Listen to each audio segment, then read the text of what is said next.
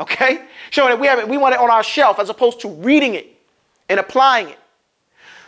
The reason why it's another thing that we do when we used to do these books of fatwa, we wouldn't give the whole question because it took too much space.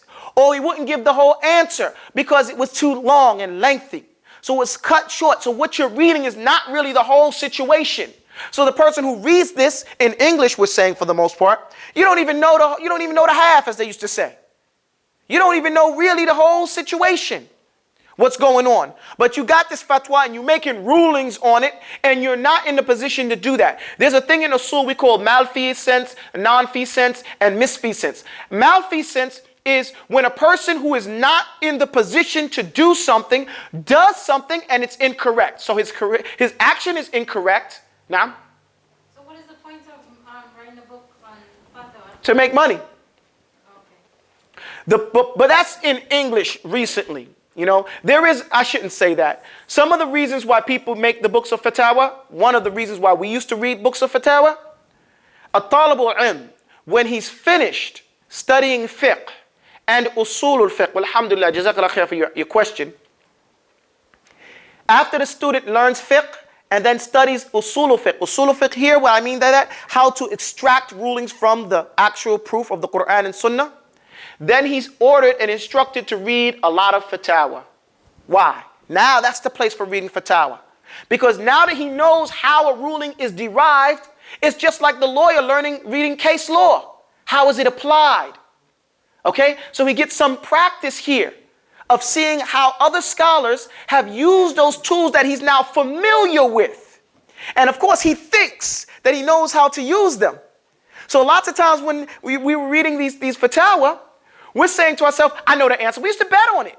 I bet you the answer is going to be like this. I mean, me and my wife used to go through this all the time, saying, I know what the answer is going to be. And she would say, and then we would go through that. And then by the time we get to the end, we'd both be wrong. You know what I'm saying? Why? And then we'd be amazed on how the sheikh came up with his answer. He would bring a point that we forgot about. Or he would apply the rules that we knew in a way we didn't think they were able to be used that way. Hence teaching us how this thing is, how these rulings are made, and humbling us and reminding the talib al-ilm. The mutafaqqih is what the name is. The terminology for the studier of fiqh is mutafaqqih. The bidayat al-mutafaqqih. The beginning of learning to be a faqih.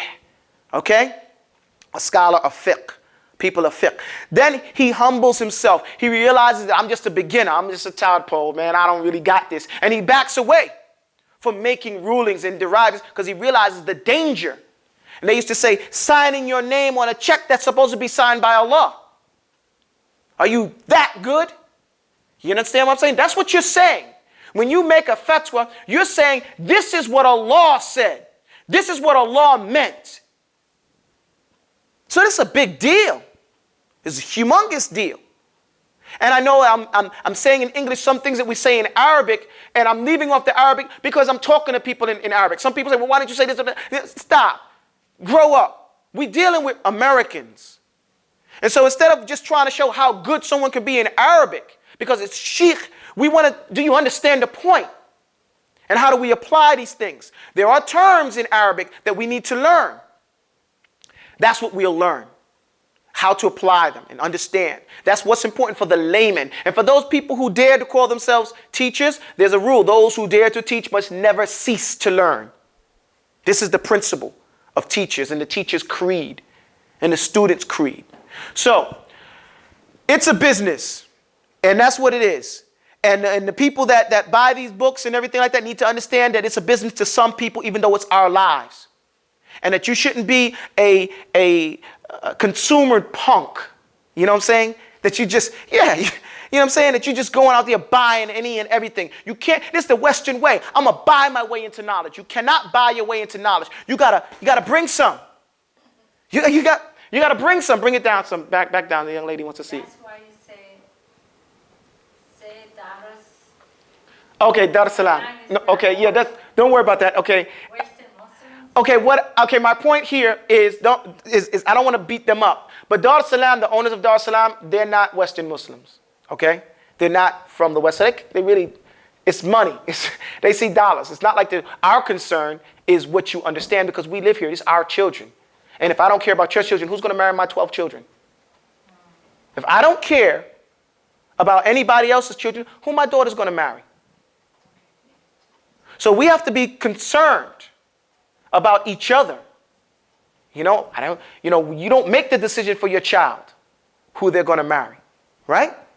You may help them, but you can't control that.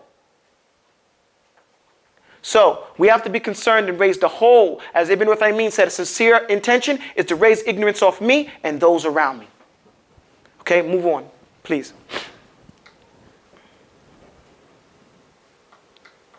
Okay. Okay, keep going.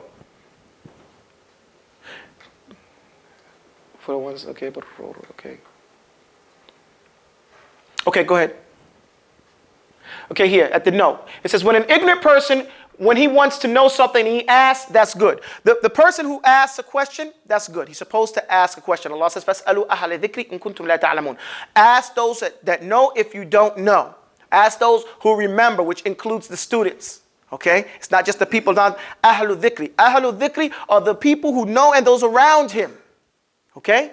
Those followers, because they might have heard what the answer was.